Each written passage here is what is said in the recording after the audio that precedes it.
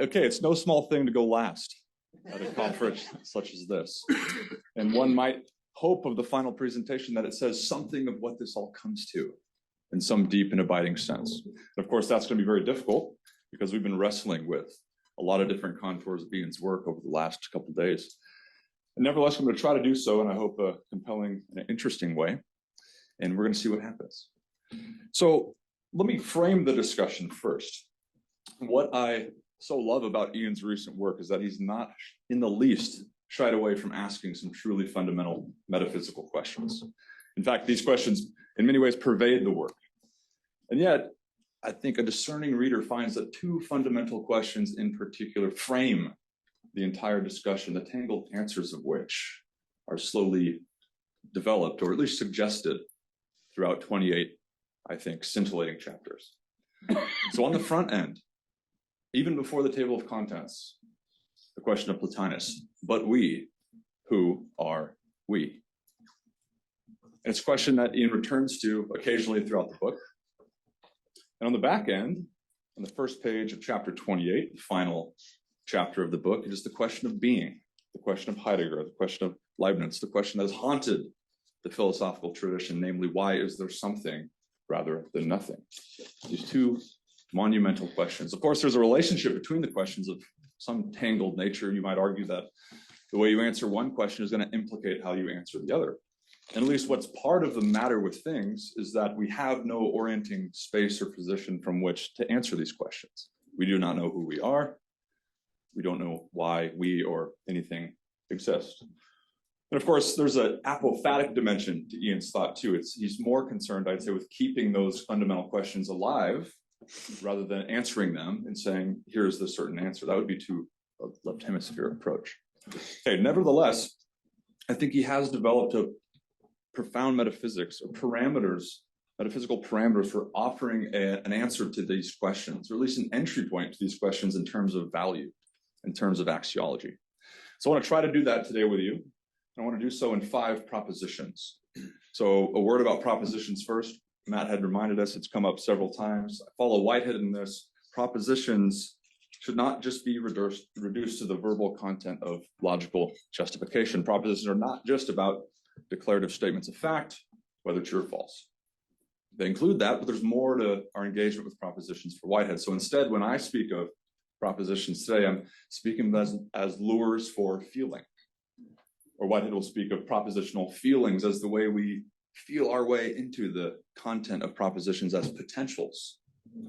In fact, maybe a better way to put it is that propositions are invitations for your feeling, invitations for your attention. And so when I use the language of propositions, let's think about it in that sense. Lures for your feeling, lures for your attention.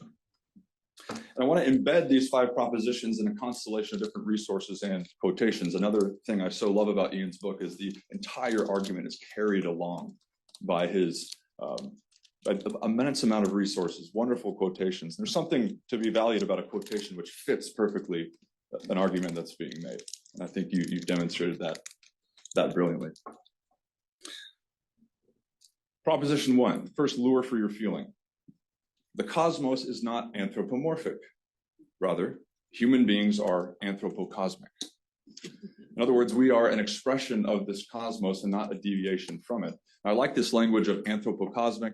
I thought I had invented it a few months ago, but as is usually the case, you find somebody got there before you. Okay, in this case, Harvard Confucian scholar Tu Wei Ming, who says, in this view, human beings are not merely creatures, but co-creators of the cosmic process.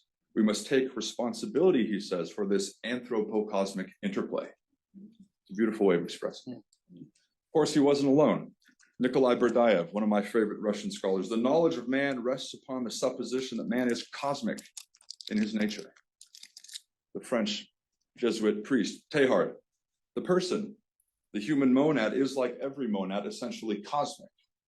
Or one of my favorites, Raimundo Panikkar, Spanish scholar.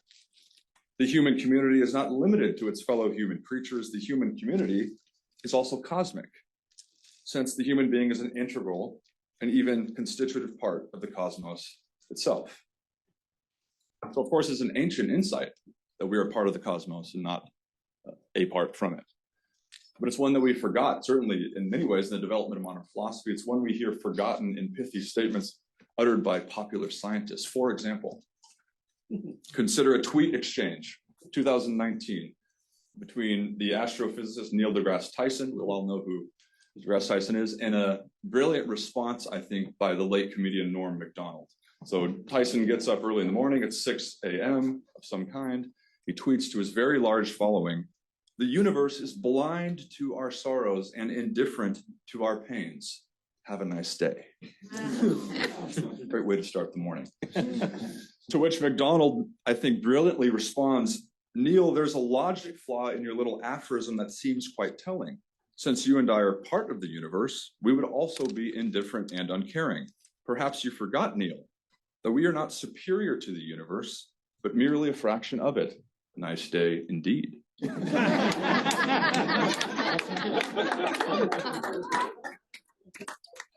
So the logic flaw that Norm is pointing to is that Neil can only utter these statements by removing his own existence and experience out of the universe, as if it tells him nothing about the universe at large. After all, we're hardly the kinds of beings who are blind to sorrow and indifferent by pain. In fact, at individual and cultural levels, if that's the case, we usually see those as moral faults, rightly. So Norm is pointing to this abstraction of the human element, the neglect to realize this anthropocosmic interplay, as Tu-Wei Ming put it. And so I think at the heart of Ian's work is a countering of this kind of pithy statement by deGrasse Tyson. And here I want to quote Ian's response as if it were somewhat of a response to statements like those of Tyson. So Ian says, "There's a parallel between the false view that we are separate from and over against nature and the idea that we are separate from and over against the cosmos. This cannot be true for the same reason in either case. We were born out of and returned to the one and the other. It therefore makes no sense, Neil, to set us up as proud, lonely, tragic figures, struggling against nature, trying to subdue her, or trying defiantly to bring love, goodness, and beauty into a hostile cosmos. Any love, goodness, and beauty we can bring come out of nature and out of the cosmos in the first place. Where else can they come from? Where indeed?" So the central thrust of this first lure for your feeling is that our anthropocosmic experience speaks of the cosmos at large, and the cosmos also speaks in human experience. But what does it say? So in part, Ian is pointing the direction as to what it says in that statement that I read. Second proposition, second lure for your attention. What the cosmos proclaims or speaks in human experience is value. And here I want to turn to Whitehead and Shaler. Consider Whitehead. He says, "Our enjoyment of actuality is a realization of worth, good or bad. It is value experience. Its basic expression is, have a care. Here is something that matters." Yes, he says, that's the best phrase. The primary glimmerings of consciousness reveals something that matters. So here's Whitehead's statement with McGilchrist about the mattering with or of things. For both thinkers, the universe is not made of vacuous dead matter. It's more accurate to say it's made of what matters. It's made of meaning, and meaning for consciousness, meaning for experience. Now, similarly, Shaler, who's influenced Ian quite a bit, speaks of a pure value quality which is first given in felt experience. He uses this great analogy of color, right? Just as colors are given in visual perception through seeing them, so too values are given in valueception, a mode of feeling, through feeling them. And valueception is deeper than conception, deeper than perception, arguably, for Shaler. But I like this analogy of color. If I were to show you a patch of green, for example, on the screen, we wouldn't have to sit back and analytically deduce what color is it that we're looking at. It announces itself to us. It proclaims itself to us. And there's something almost trans-temporal about color too. The green on the screen hypothetically would be connected in some way to the green of an ancient reed in the Nile Delta, say. We don't simply invent that. We find it imposed upon us. We discover it in a certain sense. And part of Ian's argument is that we approach value in a similar kind of way. The customary way to think of values is to see them as piggybacking on and arising out of our consciousness, a human invention. An alternative view is that values are not invented, but discovered and disclosed, and it takes life to discover and disclose them. That they declare themselves in and through the responses of living beings to the world and the world's response to them. Okay, so the central thrust of the second proposition, shared in different ways by Shaler, by Whitehead, by McGilchrist, the declaration of experience is value. All experience is value experience, and experience is the feeling of value. Okay, but what else can we say about value? Let's go a little bit deeper. Proposition 3, where there is any value, there is an attendant spectrum or hierarchy of values. I want to return to Shaler here. Note his statement. In the totality of the realm of values, there exists a single order of ranks that all values possess among themselves. It is because of this that a value is higher or lower than another. This order lies, he says, in the essence of values themselves, and as does the difference between positive and negative values. It does not simply belong to values known by us. So here's a statement of Shaler's, an objective ordering of values of some kind that is what it is, independent of what I arguably think about it. Now, I've come to appreciate Shaler's work through reading your work, Ian, and in particular, his hierarchy of values. We've often seen this, often a pyramid structure, 5 different hierarchies, the lowest being utility, values of usefulness, moving up to values, sensual values, virtue values, values of wisdom, truth, beauty, goodness, values of the sacred, the holy. And again, part of the matter with things is that we've inverted this hierarchy so that values of utility and usefulness are at the top, and values of holiness and sacred are often at the bottom. And this pyramid is often presented in different shades of color as well. Again, I like the analogy with color. It's as if values are the colors of our feelings in some way. And you can no more abstract, say, a single color from the entire spectrum of color, the hierarchy of color of which it is a part, than you can say a single value from the whole qualitative spectrum of values of which it is a part. Arguably, there's an interesting, I like that analogy quite a bit. So for Shaler, we face this hierarchy in some sense in our experience, but some sort of value hierarchy is not confined to our experience. So let's turn to Whitehead here, for example, one of my favorite statements. He says, on a grand scale, our cosmology discloses a process of overpowering change from nebula to stars, from stars to planets, from inorganic matter to life, from life to reason and moral responsibility. What is going on? At least in part for Whitehead, cosmic evolution is in the business of achievements of value, which weave into higher achievements of value, which make possible the dawning of deeper kinds of value. For example, this dawning of moral responsibility, this dawning of moral intuition. The problem of evolution, Whitehead says, is the development of enduring harmonies of enduring shapes of value which merge into higher attainments beyond themselves.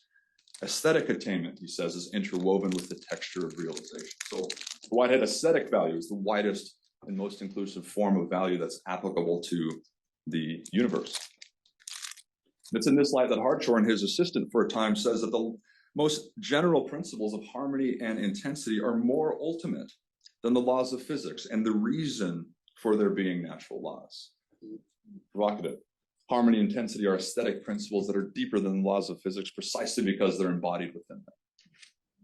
And here again, he's reflecting Whitehead, who says it's not the case that we have an actual world which happens to exhibit an order of nature. He says we have a world because there is a more fundamental order of nature.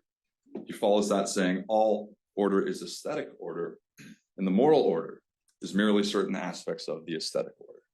Now, Ian on occasion has had time to push back at that because it might risk reducing moral value to aesthetic value. There's something to be said for that. But I think what Whitehead is doing is situating the advent of moral value across an evolutionary spectrum from more primal experiences of aesthetic intensity, aesthetic harmony. After all, the formation of protons and electrons was aesthetically intense in terms of harmony and intensity and order, but it doesn't seem that moral value arguably would apply at that level to those occurrences. So I think it's a statement about an arc of evolutionary experience that runs from the aesthetic all the way in very high forms to the moral. After all, there's the harmony of a human life, which is both an aesthetic and a moral concept. Okay, the third thrust then of this, the third principle. Human experience and both cosmological and biological evolution arguably presuppose this hierarchy of values, this continuum, what Hartshorne called the affective continuum of felt values. Okay, but we can still go deeper, I think. Fourth proposition, fourth lure for your feeling, for your invitation. In the hierarchy of values, there's an asymmetrical relation among higher values, which are inclusive, and lower values, which are exclusive. And I want to quote here James, a quote by William James, which Ian also quotes. This is a beautiful expression of this. And it's reflective. James says, looking back on my own experiences, they all converge towards a kind of insight to which I cannot help ascribe some metaphysical significance. The keynote of it is invariably a reconciliation. It's as if the opposites of the world, whose contradictoriness and conflict make all our difficulties and troubles, were melded into unity. Not only do they, as contrasted species, belong to one and the same genus, but one of the species, the nobler and better one, is itself the genus, which so soaks up and absorbs its opposite into itself. This is a beautiful statement by James of a kind of asymmetry among opposites. And I love the way Ian describes this. He says this statement is one that speaks of the equal necessity, but the unequal status of spiritual opposites in the universe. And so both thinkers are haunted by, well, a kind of axiological asymmetry. So consider a few axiological koans, if you will. Isn't it the case, in some sense, that love can include hate without being diminished, but hate cannot include love without being extinguished? Goodness, we might say, can include evil without being diminished, but evil cannot include goodness without being extinguished. Harmony, we might say, can include discord without being diminished, but discord cannot include harmony without being extinguished. Or order, perhaps, can include chaos without being diminished, but chaos cannot include order without being extinguished. And of course, we can argue about those. And what I'm pointing to is this haunting sense of axiological asymmetry that seems to be there in the nature of things. But it's not just axiological asymmetry. So Ian has argued at various lengths to point to various other asymmetries. And his quote of Louis Pasteur, I think, is instructive in this regard. So Pasteur says, the universe as a whole is asymmetrical. Life is dominated by the effects of asymmetrical forces, whose enveloping cosmic existence we sense intuitively. I would even say, Pasteur continues, that living species are primordially, in their structure, in their external forms, functions of cosmic asymmetry. So the central thrust of the fourth principle, then, that we intuit value as a kind of cosmic asymmetrical force in some way. And if that's the case, wouldn't that begin to shed light on the foundations of being itself? Wouldn't that give us perhaps grounds to begin to speak to the reason for or the meaning of existence as such? Okay, fifth and final proposition. Namely, that the reason, or let's say the meaning for the world and life itself consists in its ability to respond to the positive proclamations of value which asymmetrically ground its being. And there's a number of thinkers we could point to here. Ian quotes rightly, I think, Thomas Nagel's striking statement that value is not an accidental side effect of life. Rather, there is life because life is a necessary condition of value. So here's a statement that value itself is deeper than life. You don't have value because of life. You have life because of value. Value is the deeper concept. Similarly, Philip Goff in his recent work is along the similar kinds of lines, speaking of fundamental facts that are as basic as the axioms of mathematics or the laws of physics, facts of better and worse, or facts about how people ought to behave. And he says value facts, if there are any, must be primitive facts in their own right. To say that they're primitive means that in some sense they're necessary, they're eternal in some deep sense. Now, Goff is re-energizing deeper work that is done by John Leslie, the British-Canadian philosopher, his axiarchism, which says necessarily, eternally, there can be ethical requirements for the existence of various things, needs for them to exist. So for Leslie, the reason we have existence as such, the reason we have a world is because it satisfies an ethical need for it. Ultimately, we have a world because it's good that it exists. And when we get to the element of goodness, we're at a stopping point. We've given an axiological answer for why there is anything. Challenging. Now, Whitehead can be seen as part of this, for example, in a combined statement. All ultimate reasons, he says, are in terms of an aim at value. Life exists for its own sake as the intrinsic reaping of value, and that existence is the upholding of value intensity, that existence already is an achievement of value. So these different statements, constellation of statements, are beginning to reason, the reason for being, the reason for the world. Maybe we can answer in terms of value. What about the meaning of the world? N.O. Lasky, Russian existential scholar. Value is something which pervades everything. It determines the meaning of the world as a whole, as well as the meaning of every person. Everything that exists, and even everything that may exist, there's that domain of possibility, is of such nature that it not only exists, but contains within itself either the justification or the condemnation of its being. Whitehead on meaning.